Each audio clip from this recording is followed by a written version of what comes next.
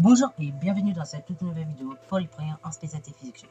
Donc là on va faire un petit comeback entre guillemets dans le thème numéro 1, constitution et transformation de la matière. Donc on va continuer ce thème là et donc on va aborder cette fois-ci des nouvelles sortes de molécules, à savoir donc les molécules de la chimie organique. Parce que jusque là on avait fait des molécules de façon très classique, de façon très simple, mais donc on n'était pas forcément allé plus loin que ça. Ok, on a juste vu les interactions qu'il y avait dans la matière et donc on avait fait différents calculs de quantité de matière et autres. Mais on va découvrir comme ça dans ce chapitre un nouveau domaine qui est la chimie organique. Et donc tous ceux qui se cachent derrière en fait. Parce que bon, pour vous, les molécules organiques, normalement, de ceux que vous connaissez, en fait c'est lié à ce qu'on vous a raconté en SBT, d'un point de vue physique chimie. C'est-à-dire que pour vous, les molécules organiques, normalement, ce sont des molécules contenant du carbone, de l'hydrogène, et donc tout simplement de l'oxygène. Okay, à partir du moment qu'un atome va contenir ces molécules-là, et pour vous, elle va vous être considérée comme tout simplement organique. En réalité, nous en chimie, les molécules de la chimie organique, enfin les atomes plutôt qui vont former les molécules de la chimie organique, c'est pas juste carbone, hydrogène, oxygène, mais en fait c'est juste du carbone et de l'hydrogène en très grande partie, et en nombre réduit d'autres atomes tels que le chlore ou bien l'oxygène, l'azote. Mais voilà. Vraiment, en chimie organique, deux types d'atomes, enfin, les grands atomes principaux que vous rencontrerez très souvent pour former les molécules de la chimie organique, c'est carbone et hydrogène. Après, il peut en avoir d'autres, mais ce sont les principaux. Bon, pour comprendre un petit peu tout ce qui va se passer en chimie organique, donc pour vous plonger un peu plus dans l'univers des chimistes, donc en chimie organique, je vous propose donc dans un premier temps qu'on s'intéresse justement à comment on nomme les molécules organiques, parce que vous allez voir que le nom du molécule organique c'est un peu particulier. Ensuite, dans le second temps, donc, on va voir comment on peut synthétiser une espèce chimique organique. Et donc on va finir par tout simplement la partie sur le spread infrarouge, c'est-à-dire donc retrouver des bandes d'absorption et donc des liaisons. Let's go, c'est parti. Donc après cette longue introduction, donc on va tout d'abord démarrer par une partie de la chimie organique que vous n'aimez pas trop en général. Enfin, il y a deux types d'élèves. Il y a ceux qui aiment parce que c'est sympathique et ça c'est sympathique. Et après il y a ceux qui n'aiment pas parce qu'ils n'arrivent pas en fait avec la méthode. Donc là pour le coup, tout ce que je vais vous raconter, ça va faire office de méthode. Alors bon, on aura une vidéo d'exercice, on va faire la nomenclature. Mais encore une fois, là tout ce que je vais dire sur les molécules organiques, de la façon dont on les nomme, c'est vraiment la méthode pure et simple qu'il faudra appliquer dans les exos. Donc, une molécule organique, déjà, faut savoir que son nom, c'est pas forcément évident comme ça. C'est-à-dire, on peut balancer par exemple du méthane, du propanal, du propanol, bref. Vous allez vous dire, mais c'est quoi tous ces noms? Je ne comprends rien. En réalité, tous ces noms, ils ont une explication. C'est-à-dire que dans tous ces noms, tout ce qu'il y a en commun, c'est quoi? C'est qu'on a un radical. On a donc un préfixe, un radical, un suffixe. Ouais, donc là on va refaire du français, je sais, alors bon, rassurez-vous, on ne va pas faire du français très poussé ici, mais néanmoins, donc pour savoir, un truc qu'il faut savoir en chimie organique, c'est pour nommer une molécule, donc il va falloir qu'on retrouve ces trois éléments-là. Molécule organique, donc faut qu'il y ait un radical, un préfixe avant et un suffixe après, ok? Donc vous voyez un peu ces trois éléments-là. Une fois qu'on a ces trois éléments en tête, c'est pas compliqué, après on va juste appliquer la méthode. Donc première étape que je vous conseille fortement, pour retrouver le nom d'une molécule organique, et la première étape qu'il faut suivre, c'est retrouver son suffixe. Ouais, vous allez vous dire, mais pourquoi le suffixe? Parce qu'en fait, le suffixe d'une molécule organique, c'est lié à son groupe caractéristique. Ok, et donc on va le déterminer en premier, comme ça c'est simple. Et il se repère très vite parce que en fait, le groupe caractéristique il est fixe. Et donc il va pas dépendre des cas, comme on pourrait le penser. Donc parmi les groupes caractéristiques, donc on a le premier groupe, c'est-à-dire le groupe des hydroxyles plutôt. Et donc le groupe des hydroxyles, vous voyez, c'est un groupe pour lequel à chaque fois on aura une petite liaison OH avant, ok, avant, au début, au milieu, bref. Et donc il fera partie de la famille des alcools, ok. Et donc son suffixe va être en ol. Donc à chaque fois vous verrez OH tout seul, et faudra vous dire que dans ce cas-là, j'entoure. Et ce que je vais entourer, donc le groupe caractéristique c'est quoi? C'est de hydroxyle. Et attention, la famille chimique ou la fonction, c'est tout simplement l'alcool. Ok, attention, oui, ça c'est une erreur qu'on trouve très très souvent. Donc la famille chimique c'est vraiment quand vous entourez, donc le groupe caractéristique, et le nom plutôt du groupe caractéristique c'est quand vous entourez, donc OH par exemple. Donc là, du coup, c'est un hydroxyle. Et la famille, c'est tout simplement, ça fait partie de la famille des alcools. Ok, OL. Alors après, on a tout simplement la suite, on a les carbonyles. Ok. Donc les carbonyles, ils vont diviser en deux temps. C'est-à-dire que d'une part, on va voir, comme vous pouvez voir sur ce schéma, donc une liaison double entre un carbone et un hydrogène. Et ce qui va différer un aldéhyde d'une cétone, c'est que tout simplement au niveau de l'aldéhyde, donc on va voir un carbone donc qui va être lié avec un oxygène par une liaison double. Et donc en haut comme en bas, vous allez avoir du carbone. Ok. Tandis que pour une cétone, donc là, vous allez avoir un carbone relié par une liaison double avec un oxygène. Et donc de part et d'autre du carbone, en haut et en bas, vous pourrez avoir soit un carbone et un hydrogène. Ok. Donc là, attention, pour le carboxyle, ok, pour le carbonyle plutôt, le groupe des carbonyles, donc on a les aldéhydes, donc aldéhyde, donc son suffixe c'est al, voilà, comme aldéhyde, ça pense pareil, et donc là on a un carbone relié, un carbone central relié, donc par liaison double à un oxygène, et donc deux carbones de part et d'autre, et pour un carbonyle, pour une cétone plutôt, dans le groupe toujours des carbonyles, et bah donc on va avoir un carbone central relié par une liaison double à l'oxygène, et donc de part et d'autre du carbone, un carbone et un hydrogène. Voilà. Et donc, tout simplement, pour l'aldéhyde, en général, ce sera en milieu de chaîne, et pour l'acétone, on la repérera souvent en début ou en fin de chaîne, comme on aura un hydrogène qui va stopper la molécule en quelque sorte. Ensuite, la famille que vous kiffez le plus en général, c'est la famille des acides carboxyliques. Ok. Donc du coup, c'est un carbonyle, c'est un carboxyle ce coup-ci, en termes de groupe caractéristique, et la famille c'est l'acide carboxylique. Et son suffixe c'est A. En fait, d'abord, en tout premier, vous mettez acide, et à la fin, le suffixe, ça sera oïque. Et donc là, ce groupe des acides carboxyliques, c'est la famille des acides carboxyliques, et donc c'est le groupe des carbonyles. Et donc on a un carbone central relié à une liaison OH, et donc ce carbone central toujours est relié à une liaison donc double avec un oxygène. Ok, bravo. Ensuite, deuxième étape, quand vous nommez une molécule organique, et ben, il faut nommer son préfixe, enfin son radical, ok, donc c'est un milieu. Donc le radical c'est quoi? Bah, c'est tout simplement en fait lié au nombre d'atomes que vous avez sur la chaîne la plus longue, qu'on appelle aussi la chaîne centrale, ok, bravo. Et donc vous allez donc tout simplement nommer la chaîne, enfin vous allez donc compter cette fois-ci le nombre de carbone qu'il y a sur la chaîne la plus longue. Et donc en fonction du nombre de carbone qu'il y a sur la chaîne la plus longue, on va donc en déduire comme ça le tableau suivant. Donc si j'ai un carbone, bah, ça va être tout simplement du méthane, ensuite ça va être éthane, propane, donc butane, ensuite pentane, hexane, donc ensuite on a heptane et octane, ok, pour le 8. Et après on peut même aller à 9 et à 10. Donc pour le 9, donc ça serait nonane, et pour le 10 ça serait décane. Bon, en général on va, et pour 12 d'ailleurs ce sera dodéane, ok. Bon là c'est plus rare. En général on s'arrête à 8, donc il faut que vous ayez bien cette liste en tête. Là encore une fois pareil, pour la mémoriser on fera des exercices, on en fera plusieurs des exemples comme ça, ok. Bravo. Et donc on va et donc quand vous allez prendre la chaîne avec la chaîne la plus longue avec le carbone, avec le plus d'atomes de carbone, et vous allez le compter, vous allez la numéroter de sorte à ce que le carbone fonctionnel, donc c'est-à-dire le carbone du coup qui possède tout simplement le carbone qui possède en fait le groupe caractéristique, soit le plus petit, ok. Ah oui, j'ai oublié de préciser, parce que oui, là il faut être précis quand même, dans ce genre de choses. Si vous allez me dire oui, mais des fois je trouve dans une molécule organique, je trouve pas forcément du carbone fonctionnel. Et ben dans ce cas-là, tout simplement pour ce cas-là, il n'y a pas forcément de souci, bah vous faites de façon classique. S'il n'y a pas de groupe caractéristique, c'est très simple. Donc il suffira juste au suffixe d'ajouter un E. Et donc là pareil, ça veut dire qu'on a un groupe alkyle. Et donc le but après, ce sera quand même de numéroter la chaîne, de sorte à ce que tout simplement le groupe alkyle soit le plus petit. Ok, bravo. Donc c'est-à-dire là où on a en gros notre fameuse, là où du coup on a le. Donc ça va indiquer clairement qu'on est en train d'un groupe alkyle. Alors justement dernière étape, ça va être de nommer le préfixe. Donc le préfixe c'est quoi? C'est tout simplement la position sur la chaîne du carbone sur la chaîne principale, donc suivi du nom du groupe alkyle. Donc là le groupe alkyle, pour répondre à la question, ça va être tout simplement en général quand par exemple vous n'aurez pas de groupe caractéristique, oui, dans ce cas-là vous allez avoir souvent des carbones qui vont s'entasser les uns à la suite des autres, ok, pour former ce qu'on appelle une ramification. Du coup, ce qui va se passer, dans cette ramification, en fait, on va voir des atomes de carbone à chaque fois qui vont former la ramification. Et donc, on va compter comme ça le nombre d'atomes qui forment la ramification de carbone. Et donc, on va les ranger par ordre selon leur nombre. Donc, s'il y a un atome de carbone dans la ramification, ce sera méthyle. Ensuite, 2 atomes dans la ramification, ce sera éthyle. Et 3 atomes dans la ramification, ce sera tout simplement éthyle. Ok, méthyle, éthyle, propyle. Ok, pour 3. Donc, 3 propyles.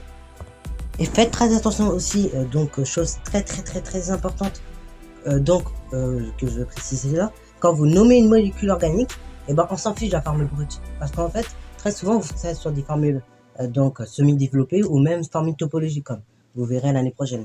Et donc faites très attention aussi à la formule brute, parce qu'en fait la formule brute elle veut tout et rien dire. Elle indiquera juste le nombre d'atomes que vous avez dans la molécule, mais ça indique pas la répartition. Par exemple, si je prends les deux atomes, les deux molécules que je vous montre en photo, donc ici le 3-méthylbutane de 1 et le pentanal, et ces deux molécules là elles ont pour formule chimique à chaque fois C5 H10O, mais si on regarde la répartition, et c'est pas du tout la même répartition, et on trouve pas exactement la même fonction. Donc attention encore une fois, aux formes brutes. Les formes brutes, elles veulent tout et rien dire. Voilà, donc ça c'est tout pour la partie nommée molécules organiques. Donc il est très très dense encore une fois, rassurez-vous. Là si vous n'avez pas trop bien compris encore le principe, on va essayer, enfin je vous ferai faire un exo où bah là pour le coup on va faire que de la nomenclature. Parce que oui en fait nommé molécules organiques, j'ai oublié de le préciser, mais on appelle cela aussi de la nomenclature. Alors, maintenant, donc une espèce chimique, on peut également la synthétiser en laboratoire, que ce soit une espèce chimique organique ou pas là. Mais très souvent, on va faire des synthèses d'espèces chimiques organiques, qu'on appelle aussi synthèse organique pour raccourcir un peu les choses. Donc, on va avoir deux cas, le cas d'un solide et le cas d'un liquide. Donc, tout d'abord, bah, pour le cas des solides ou bien le cas des liquides, bah, il va falloir tout simplement prélever les réactifs. Donc là, bah, il n'y a pas 150 000 solutions. On va devoir appliquer nos formules que nous avons vues dès le début de l'année. En fait, pour déterminer les quantités de matière des réactifs qui sont prélevés. Dans le cas d'un solide, ça va pas être très compliqué, donc on va prendre sa masse qu'on divise par la masse molaire. Et dans le cas d'un liquide, donc c'est un peu plus complexe parce que ça demande plus de données. Donc la quantité de matière, ce sera le produit de la masse volumique par le volume prélevé divisé par tout simplement la masse molaire du liquide. Et donc, si on est dans une solution, ce sera la fameuse formule, donc N égale C fois V. Ok, bravo. Donc ça, première étape, on prélève les réactifs. Donc ça peut se faire à la pipette, ça peut se faire par pesée si c'est un solide. Mais en tout cas, voilà, on va prélever les réactifs. Ensuite, va donc se dérouler la transformation chimique. Donc tout d'abord avec un montage à reflux la plupart du temps. Et donc dans ce montage à reflux, bah, qu'est-ce qui va se passer? On va tout simplement dans un premier temps faire chauffer le mélange réactionnel afin d'accélérer la réaction. Ok, d'accélérer la réaction. Et donc tout simplement, elle dure pas trop longtemps, voilà. Mais également, donc, le montage à reflux va permettre aussi bah, de mettre de l'air, ok, de mettre un peu d'air frais afin de, comment dire, enfin, pas tout de suite de cristalliser, mais du moins de permettre au produit de ne pas se perdre, ok, voilà. Et donc de ne pas créer un milieu trop exothermique, vous voyez, donc il serait trop idéal voilà, à la réaction. Mais également, à travers cette circulation de l'eau, vu que bah, tout simplement d'un montage à reflux, on utilise un ballon à bicole et qu'on ferme tout simplement le ballon à la fin, et bah ça va permettre par la circulation d'eau, bah tout simplement d'échanger l'air, ok, vous voyez un peu d'air, de renouveler un peu l'air. Ensuite, donc troisième étape, on va isoler le produit attendu. Donc tout d'abord, si on est dans le cas d'un solide, donc là on va faire une filtration simple ou sous vide, tout dépendra. Donc si c'est sous vide en général, ça sera du Buchner. Ensuite, on va le laver donc avec un solvant glacé, donc pour éliminer les traces du solvant, ok, bravo. Donc ça, ce sera la deuxième étape. Et ensuite, donc on va le sécher à l'étude pour éliminer les traces du savon. Et donc, dans un second temps, donc si c'est un liquide, on va faire pour l'extraction du produit, donc on va faire une extraction liquide-liquide dans un premier temps. Ensuite, dans un second temps, on peut réaliser, si on veut, donc un séchage du solide anhydre, un séchage donc avec un solide anhydre pour éliminer toutes les traces éventuelles d'eau. Et donc, troisième étape, on évapore le solvant. Ok, le solvant qui aura été utilisé afin de provoquer la réaction chimique et pour aboutir à la fabrication de notre produit. Troisième élément, enfin quatrième élément, donc on va caractériser le produit. Une fois qu'il est isolé, ce produit, donc on va le caractériser. On va le caractériser donc de deux manières. Si c'est un solide, donc on peut faire une analyse par chromatographie sur couche mince, vous vous souvenez, ce petit procédé-là. Pour le coup, là, je vous ramène la vidéo, vu que la vidéo risque d'être longue, je vous ramène directement vers la vidéo seconde où je vous explique tout dans le détail sur la chromatographie sur couche mince. Mais pas que, également, on peut réaliser une spectroscopie infrarouge. Donc, justement, je vais expliquer un petit peu plus tard dans la vidéo à quoi ça correspond.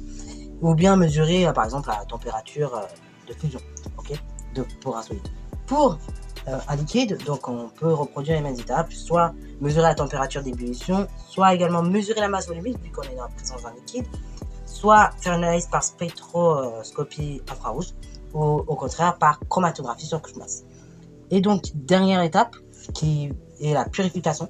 Donc, pour purifier votre produit, si c'est un solide, donc on va juste faire une recristallisation, comme ceci. Ou si c'est un liquide, donc on peut faire une recristallisation. Et même on peut faire mieux, d'ailleurs, vu que c'est un liquide, on va faire une distillation fractionnée. Ok, donc avec des espèces de colonnes, comme vous voyez. Alors, au sein d'une synthèse, donc, comme les réactions ne sont pas toujours totales, comme tout simplement on n'est pas forcément dans les meilleures conditions, malheureusement il va y avoir des pertes. Il va y avoir des pertes, donc notamment des réactifs, mais également des produits. Et donc on va comme ça quantifier donc la quantité de matière qui a été produite au cours de la réaction, mais également donc on va quantifier la quantité de matière que nous avions au départ. Et ainsi donc on va définir ce qu'on appelle le rendement de la synthèse. Et donc le rendement de la synthèse c'est quoi? C'est le rapport entre la quantité de matière obtenue divisé par la quantité de matière maximale attendue. Ok. Et donc, comme je vous dis, en général, en chimie, pour le coup, ce rendement, c'est rare qu'il vaille 100% parce que les réactions ne sont jamais totales. En plus, il peut y avoir des pertes de matière au cours de la manipulation, donc c'est pas évident. Ok, bravo. Voilà, donc ça, c'est pour tout ce qui est fabrication d'un produit par synthèse chimique, ok, et synthèse organique. Donc c'est un TP en général que vous aimez bien, et c'est la partie de la chimie que vous kiffez bien. Et moi-même, c'est une partie chimique que je kiffe bien dans le sens où ça permet de faire réviser un certain nombre de choses de chimie. Vous allez voir, dans ce chapitre, on va réutiliser beaucoup de réactions qu'on a vues dès le début de l'année en fait. Tout ce que vous avez vu sur la quantité matière, tout ça, si là pour le coup vous n'êtes pas à l'aise, il faut refaire des exos. Parce que là, dans ce chapitre-là, on va réenvoyer tout le contenu, ok. Et pour le coup, je sais pas, j'hésite encore. Au niveau des exos, je verrai si je vous prends donc comme exercice d'application pour la notion de synthèse, si je vous prends donc un exo que j'ai fait du livre, ou soit un exo tout simplement de TP en fait. Voilà, l'exo type TP. De toute manière, les deux en fait vont se... Alors, troisième étape, donc on va parler de la spectroscopie infrarouge, parce que oui, en effet, par synthèse, on l'a vu, pour caractériser notre produit, donc on peut identifier le produit par spectroscopie infrarouge. Mais en fait, à quoi ça sert un spectre infrarouge? Un spectre infrarouge, comme vous pouvez le voir, ça permet d'identifier ce qu'on appelle des liaisons. Ok, ça va permettre d'identifier des liaisons parce qu'il a été vu dans le chapitre 1, tout début de l'année, donc là je vous renvoie encore vers la vidéo correspondante, que tout simplement les solutions, de façon générale, vont absorber une partie de la lumière incidente, une partie de la lumière blanche incidente. Et donc, on a mesuré comme ça. Et donc, avec un spectrophotomètre, on mesure l'absorbance en fonction des différentes longueurs d'onde. Voilà. Et donc, on obtient ce graphique. Oui, mais du coup, ce qu'on a vu là, chapitre 1, donc que les solutions absorbent comme ça, et tout simplement des rayonnements incidents de la lumière visible. C'est vrai pour les solutions colorées, ok. Mais du coup, pour les solutions incolores et tout, vous dites, mais en fait, ça va pas absorber de la lumière. Alors en réalité, oui, ça absorbe de la lumière, mais même de la lumière infrarouge ou ultraviolette dans l'autre sens. Et donc, c'est dû notamment à l'excitation des liaisons pour le coup, qui va faire que on va avoir une absorbance plus ou moins forte.